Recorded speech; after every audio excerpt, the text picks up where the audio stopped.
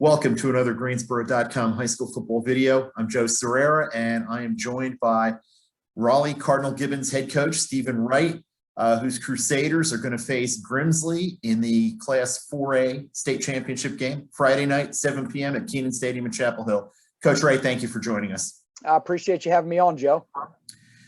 You're back in the state championship game after a tough loss to East Forsyth last season. What did your returning players learn from that experience? Well, I think, at the end of the day, our school's existed for 112 years, and it was the first time we'd ever played in a state championship game. And I think the first time you ever do anything, there's always a big learning curve to overcome. Mm-hmm. And I think our current seniors, saw the opportunity and certainly wish they had another chance at it. And I think being able to bring a little bit of experience back to this event is something that hopefully proves helpful for us moving forward. How much did that game motivate your guys?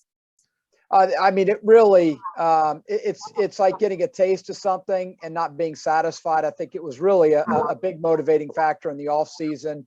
As odd and as difficult as the off season was, it was always in the back of our seniors' minds and the juniors that were there as well. And at the end of the day, it's a carrot that hasn't departed, and it's one we continue to chase. Mm-hmm. You're heading back to Keenan Stadium. That was the venue for last year's game. Is that an advantage, having been in that setting, been on that stage, in the last championship game?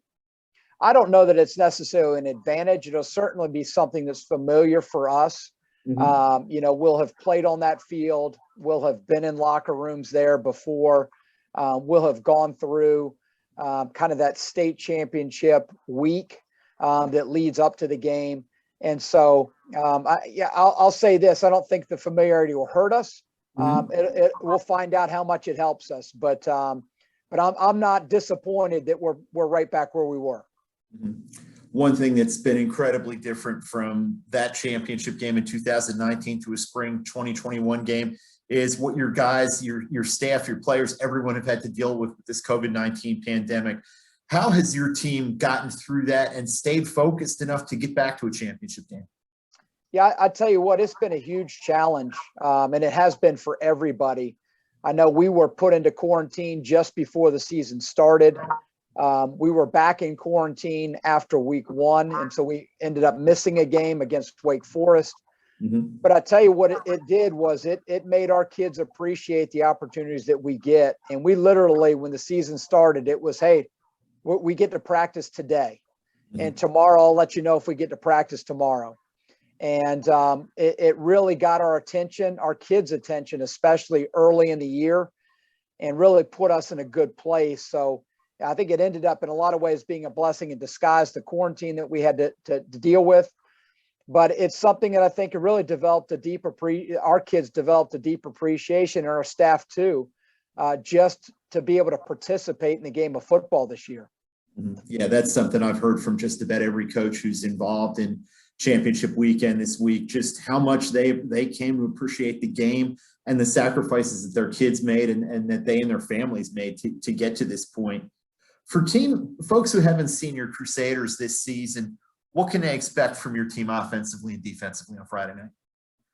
Well, we are typically a shotgun, one back type of team.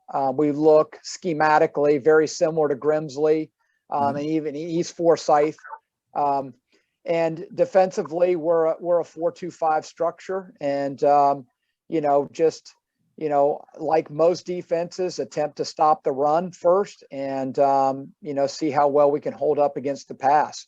And so we will look very familiar to a lot of the high school teams you certainly see in the greater Greensboro area, and certainly that we see in the greater Raleigh area. Three players that I know a lot of people have talked about to me, especially the Grimsley staff watching your guys on film, are your sophomore quarterback, Connor Clark, how promising he is and how much he shows. Your all-purpose back, Brock Biestek, all the different things he does for you guys, and defensive lineman up front, James Carmanico. I mean, I know how much Grimsley is concerned about him, and anybody who plays your team would be. What can you tell me about those guys?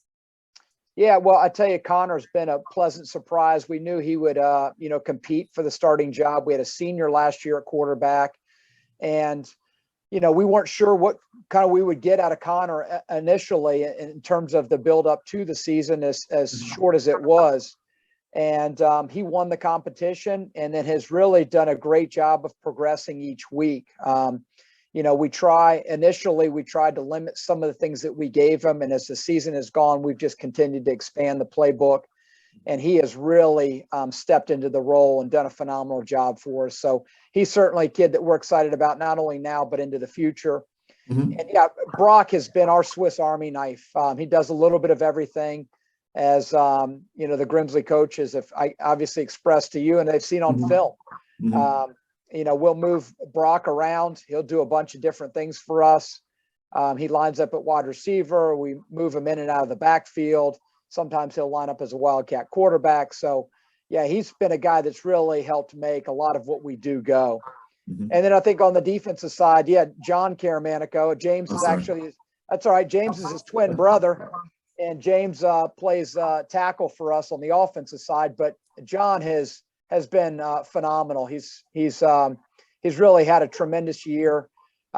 He's been named the Cap 7 Defensive Player of the Year, and rightly so. He's earned that distinction, and has been a huge help for us up front, and been a real difference maker in stopping the run game.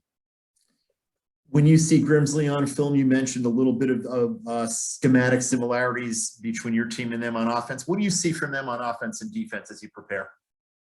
Well, their quarterback makes everything go for them. He is and I've said this to some other folks that have asked me, he's not an athlete playing quarterback. He's a quarterback playing quarterback that's incredibly athletic. Mhm. And does a great job with their offense. He has a very good understanding. You can tell on film of what they're trying to do. Mhm. He's very comfortable in the offense. And then when he needs to, he uses his legs, and he uses them very effectively. They're also talented on the perimeter in their wide receiving core. They've got speed, they've got length, and they've got a really good running back as well to complement in the run game. And so very talented. In fact, they remind me a lot of East Forsyth in terms of their talent level. Mhm. And then, on defense, they've got arguably the best defensive tackle in the country that they line up at end. And, you just don't. I told somebody yesterday, I've been doing this for 20 years. Twice in my career, I've seen a future NFL first-round pick. The first kid was Dexter Lawrence out of Wake Forest. Yep, I remember him well against Page from over here. Yep. Yeah, and I think the second one is going to be Travis Shaw. I mean, he's a one-man wrecking crew. He's 6'6", 330, and it just, is in a lot of ways a man among boys on film. And so he's going to be a handful. Not to be overlooked is their other defensive end, who's just as talented. He's just not quite as long, but and in fact, he may be more explosive in a lot of ways. But they are really strong up front. They're as good as I've seen on the defensive line in my years as a head coach. And then they're also very talented at the linebacker position. They've got, I think, 2 FCS defensive backs to go along with that. So it's very difficult to find a weakness in their game. They're well coached. Their kids are where they're supposed to be. They execute what's asked of them, and they've got the talent to back it up. It's no surprise that those guys are sitting there undefeated and playing for a state championship. What do your guys need to do Friday night to get that state championship? Well, I think probably what every high school coach is telling their team that's still playing and is competing for a state championship this week is we've got to take care of the football. And, the turnover battle is such a critical stat line. And I think to give ourselves a chance, we've got to take care of the ball, and we've got to create some turnovers. Thank you for taking the time to talk to us about your team, about this matchup. We wish you nothing but luck Friday night over at Kenan Stadium. Look forward to covering that game. I appreciate it, Joe. Thanks for having me on.